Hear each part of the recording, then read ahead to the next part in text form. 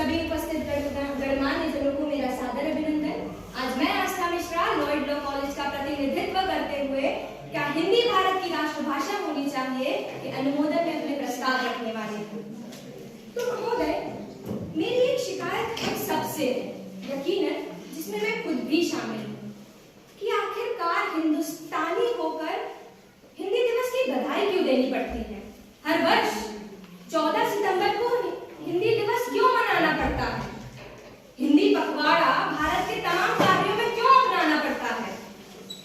आखिरकार आईना तो यह कहता है कि आजादी के इतने वर्ष बाद भी हम हिंदी को लेकर एक दोहरे मापदंड के साथ जी रहे हैं। हमें यह एहसास ही नहीं कि हमें अपनी इस शैल शक्ति को उस शिखर तक ले जाना है जहां हम हिंदी बोलने पर, यानी अंग्रेजी ना बोलने पर शर्मिंदगी महसूस ना करें। अब शायद मेरे विरोधी दल जानना चाहेंगे कि क्यों।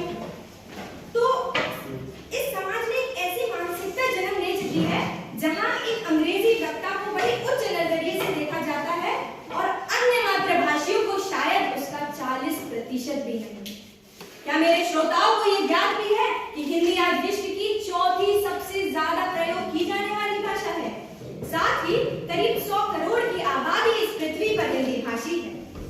तो मान्यवर, जब हमारी मातृभाषा इतनी ताकतवर द्रव्य बन चुकी है और आज इस इंटरनेट के जमाने में संचार के माध्यम में हिंदी ने इतना अव्वल स्थान प्राप्त किया है, तो हम इसको अपना एक बलयंत्र क्यों नहीं स्वीकारते।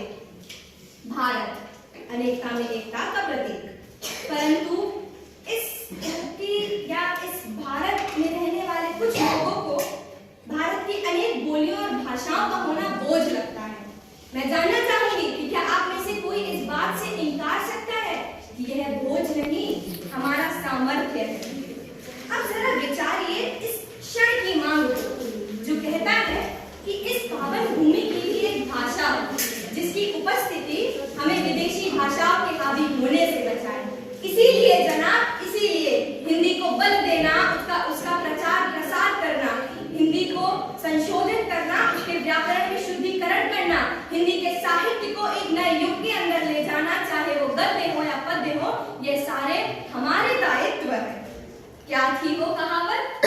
हाँ, अंग्रेज तो चले गए पर अंग्रेजी छोड़ गए। दरअसल भाषा फूलों की माला की तरह होती है। माला टूटते ही फूल बिखर जाते हैं। कुछ ऐसा ही स्वभाव भाषाओं का होता है।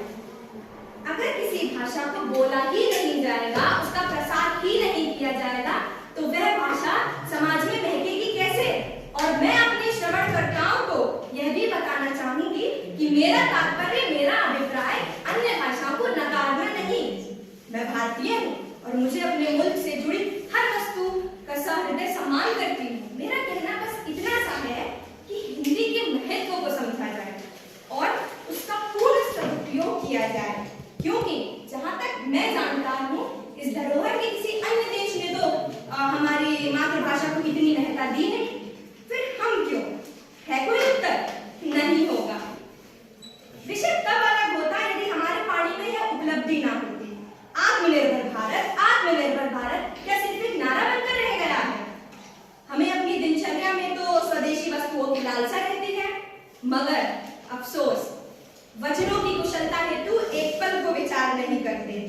मैं अपने कथन पर दृढ़ हूं कि राष्ट्रभाषा संपूर्ण देश में सांस्कृतिक और भावनात्मकता स्थापित करने का प्रधान साधन होता है। और फिर हमारे पास तो इतनी सरल, सुगम और स्पष्ट भाषा हिंदी है। नितांत में आप सभी के समक्ष अपने भाव को चंद पंक्तियों द्वारा पूर्ण रूप से आपके वक्षस्थल में उतारना चाहूंगी। कृपया ध्यान दें। आसान होते संवाद मेरे जब कथन हिंदी में कहती हूँ, और लगे प्यारी मुझे जब हर शब्द इसका लिखती हूँ। गर्व है वर्णमाला पर इसकी, कठिन मगर आसान समझती हूँ। होती हूँ आनंद विभोर में जब हर शब्द इसका पढ़ती हूँ। लगे आसान वेद और कुरान जब हिंदी में सुनती हूँ। कोई न संशय रहता मन में, हर शब्द को भावार्थ समझती हूँ। मुझे आशा ही नहीं अपितु अजस्र विश्वास है कि मेरे बोल प्रभावशाली रहे होंगे। धन्यवाद। आपका दिन मंगलमय हो। जय हिंद।